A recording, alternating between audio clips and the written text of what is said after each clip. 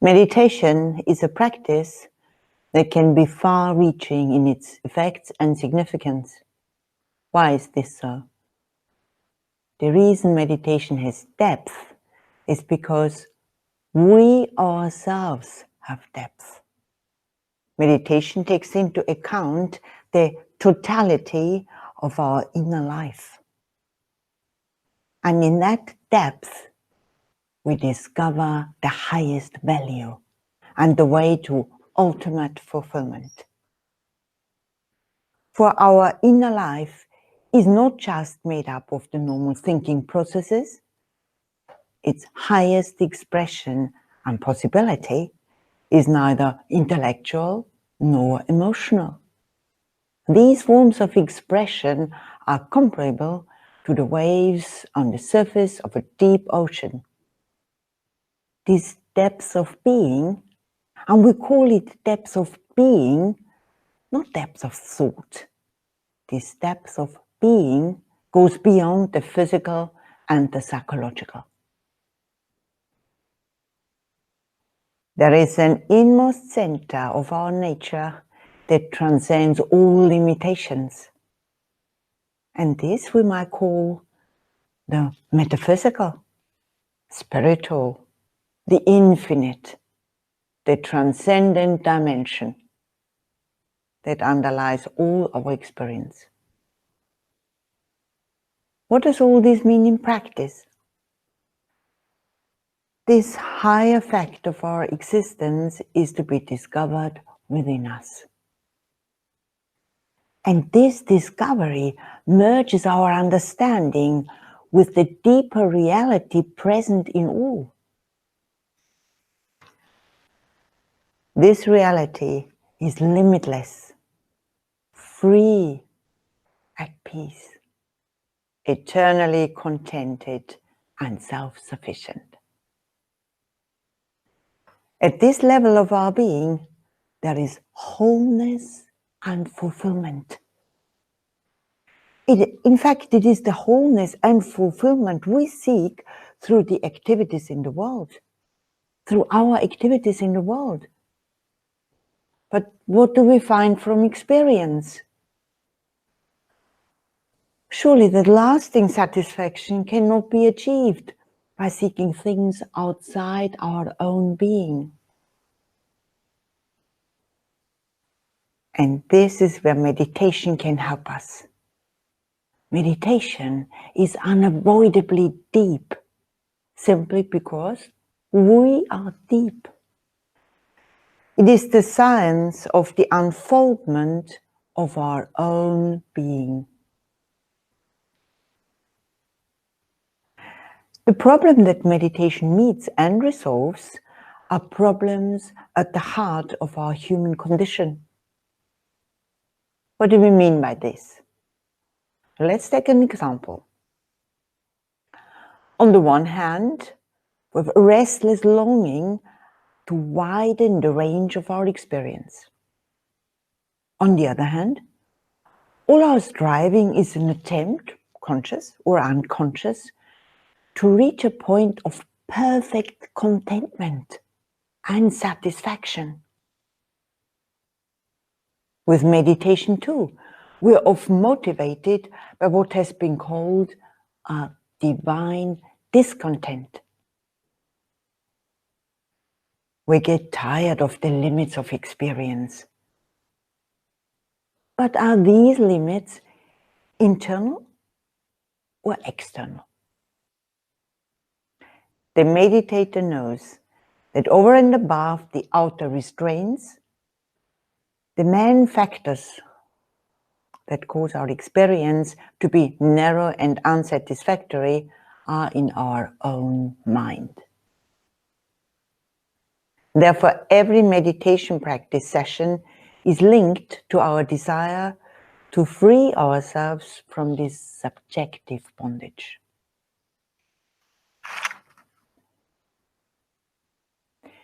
In fact, if we're not impelled by this desire for inner freedom, our meditation won't deepen.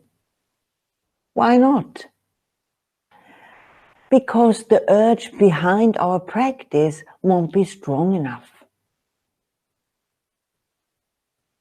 This need to search beyond the limits of the known experience and to seek that boundlessness in the depths of our own being is referred to by the Sufi master Jalaluddin Rumi when he writes, "If you are truly alive, seek a love of this deeper kind. Do not worry about your physical state or your moral condition. Regard love and the object of your search. In whatever state you are, keep searching. O you who are thirsty, always be seeking the water, for that dry lip of yours proves that the water exists, and at last you will reach it. Make friends with anyone you find who knows this inner path. In this way, you yourself will become a seeker. You yourself will become a conqueror."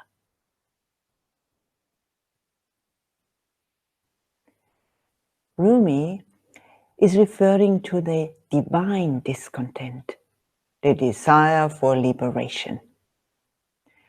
It is pursued through investigating our mind and whatever in us is deeper than the mind.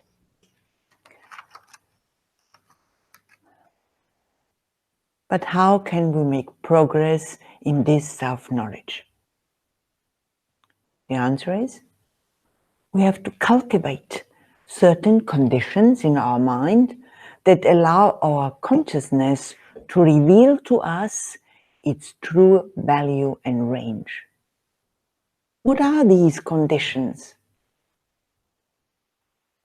They relate to inner calm we try to foster in meditation. This calm leads to inner stillness and the absence of thoughts.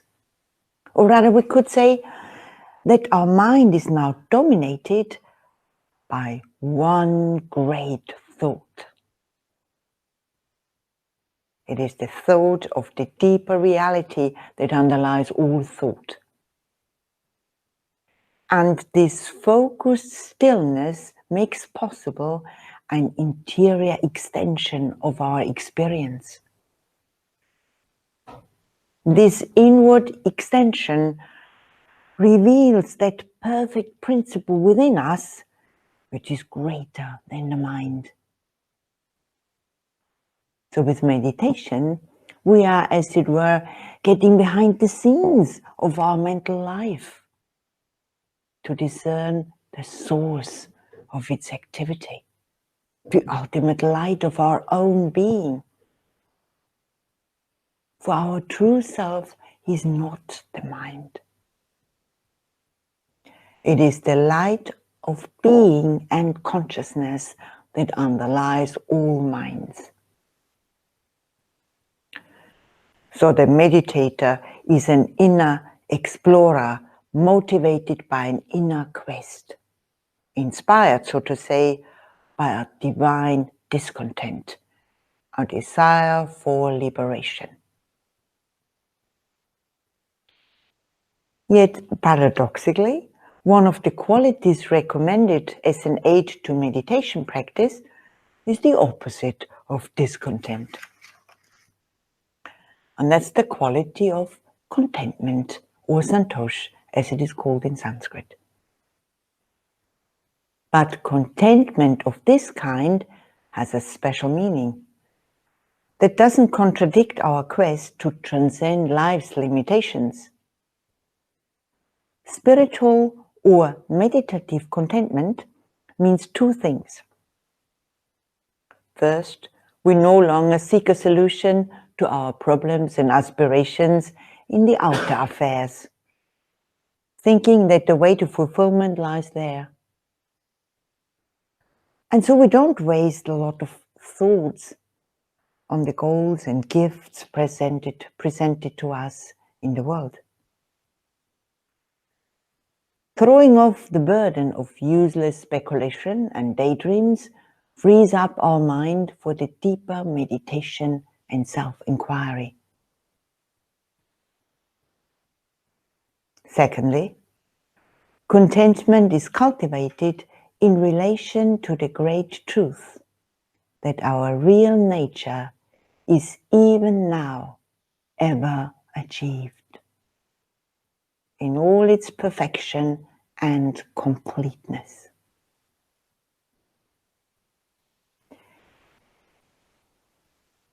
So as meditators, what is our overall strategy? Our aim is to uncover this treasure that is already within us. It could be said that meditation reflects the alternation between probing intensity and effortless relaxation.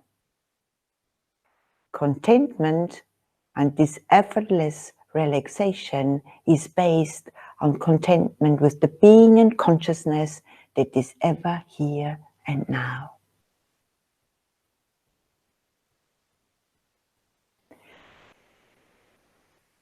The ideas we have talked about in a quest, contentment, can now be applied to the practices we're going to do. At these meetings, we begin our time of practice by gathering our thoughts, lifting them away from whatever is weighing in our mind.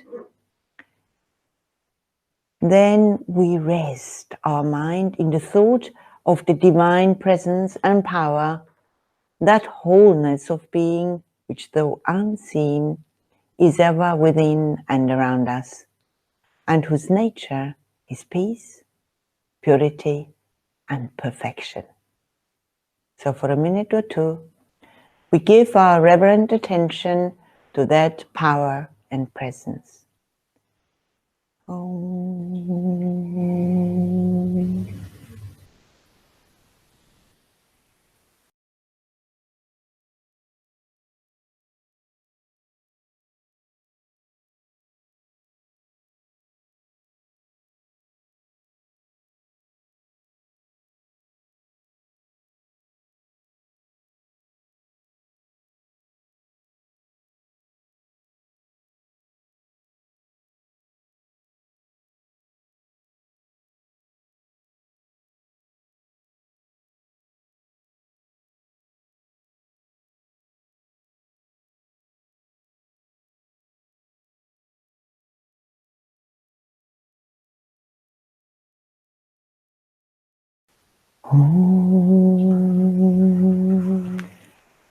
Now we are going to do a breathing practice. We breathe slowly and slightly more deeply than usual, drawing up the in-breath as if from the navel to the space between the eyebrows. And then once you have established the rhythm, with each breath we say silently, I am bliss. This affirmation of the self as bliss, which means freedom from all suffering and limitation, goes back to what we said earlier. You remember we made the point about the depth of our own being, and that our innermost self abides at the level far deeper than the life of thought and action, and even personal expression. And yet, this presence of power is not distant. It is our inmost center, the nucleus of our being. The non-dual teachings reveal that nothing has the power to limit or disturb this center of being and consciousness. Hence, it is identified with true freedom and innate bliss. So when we affirm, I am bliss, we are bypassing, so to say, our limited individuality and identifying our I with that deeper and higher center.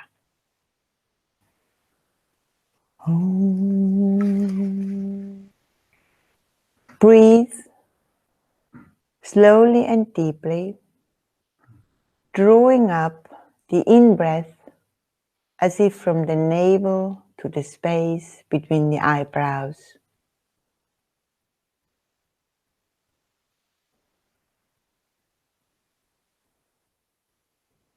Establish a rhythm.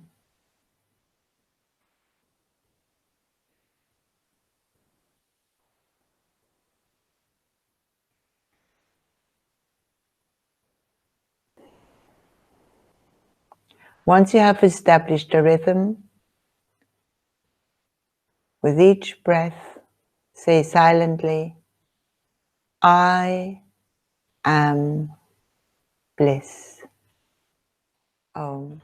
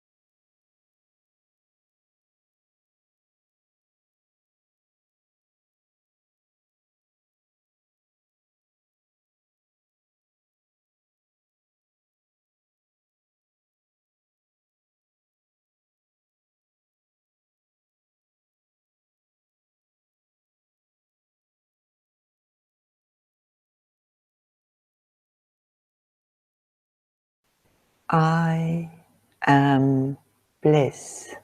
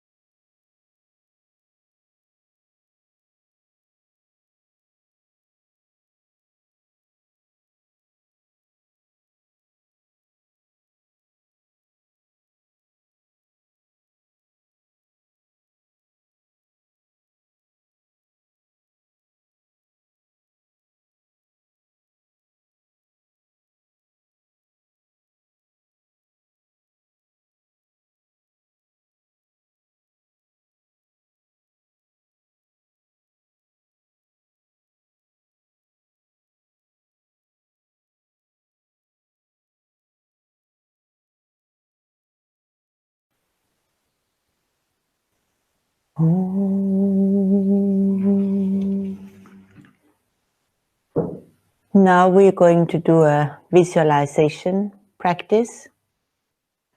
Our practice is in 2 stages. The first stage is to imagine the flame of a candle shining in the region of the heart center. This flame is still bright, upward pointing. And then we just sit and think of this flame. The candle flame is a symbol of the inner light, the self of bliss at the core of our being. So the visualization is to see such a flame in the heart center. The flame is bright, still, and upward pointing. And we do this for 2 to 3 minutes. The second stage will be to picture the light spreading beyond the heart center to fill your whole body. So let us do the visualization together, and I will indicate the change.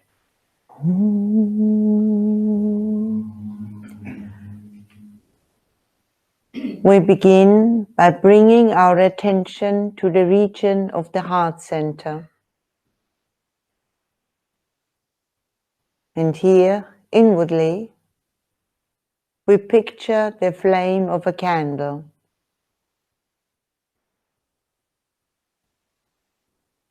The flame is still and clear, shining brightly and pointing upwards. We rest our attention on this image.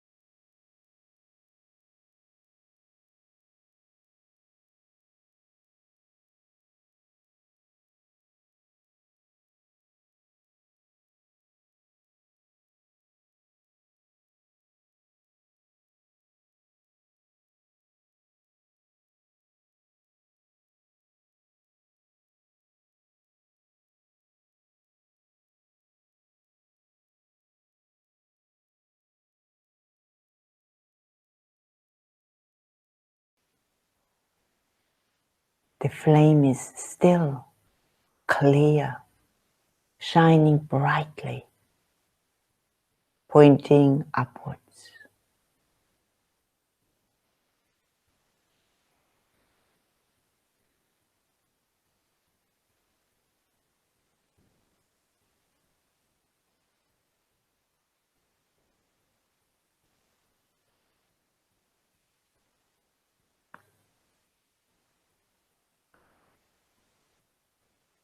Now imagine that the light is spreading beyond the heart center, spreading slowly to fill your whole body.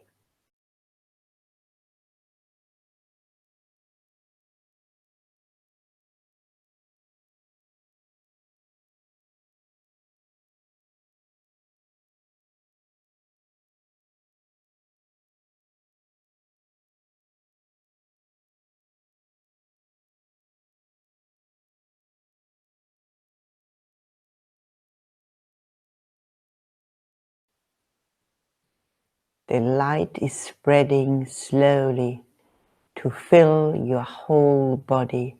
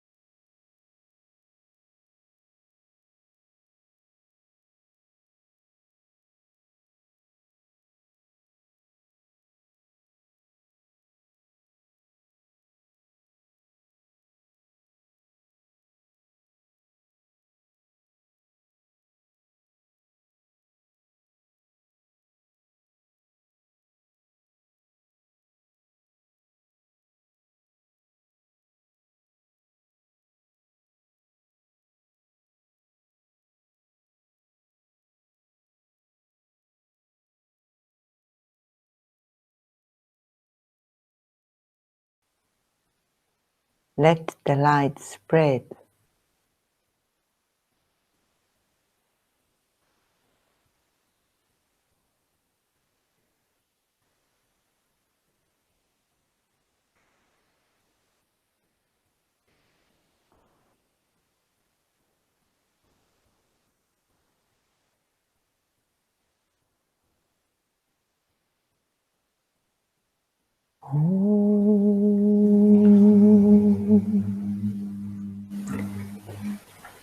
Our next practice is to meditate on a text. Pure, infinite, ever tranquil is myself.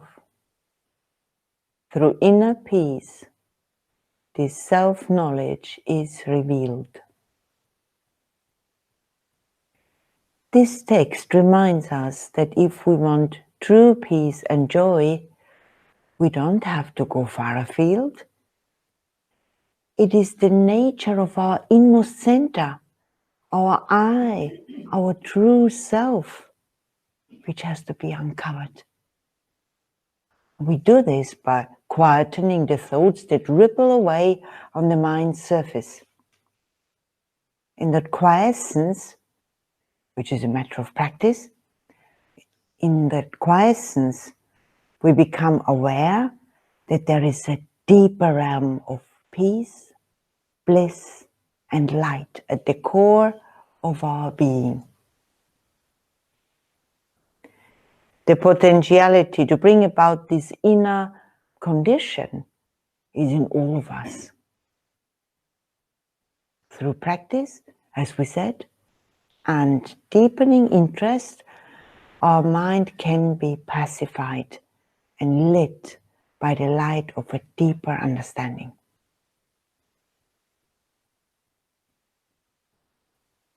We hold this completeness within ourselves already. We are that. But we have to allow our normal mental activity to calm down.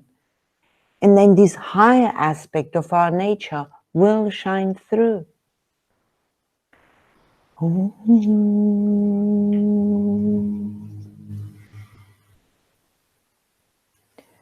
Pure, infinite, ever tranquil is myself. Through inner peace, this self-knowledge is revealed. Pure, infinite, ever tranquil is myself. Through inner peace, this self-knowledge is revealed. Om.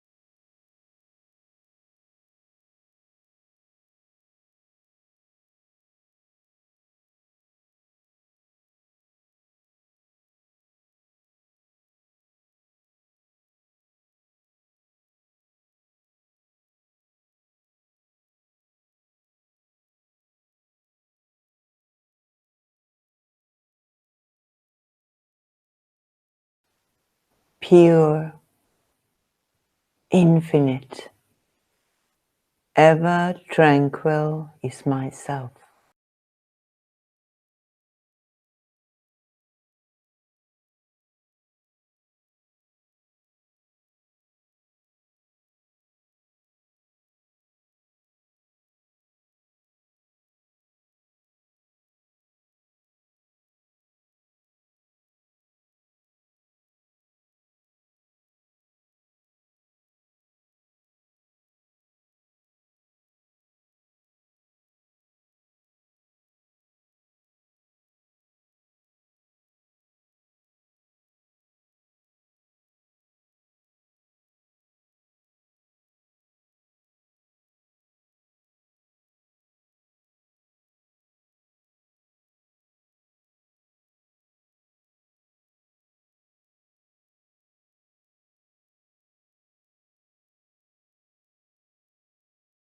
If necessary, take a few deep breaths. Bring your mind back to the text.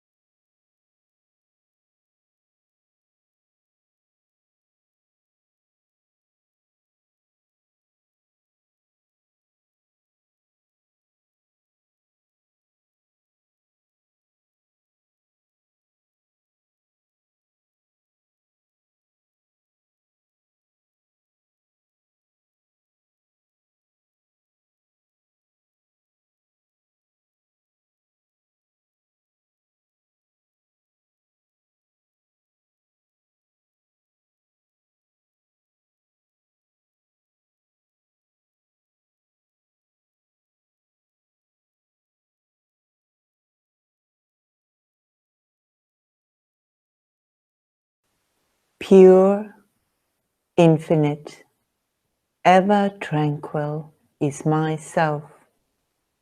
Through inner peace, this self-knowledge is revealed.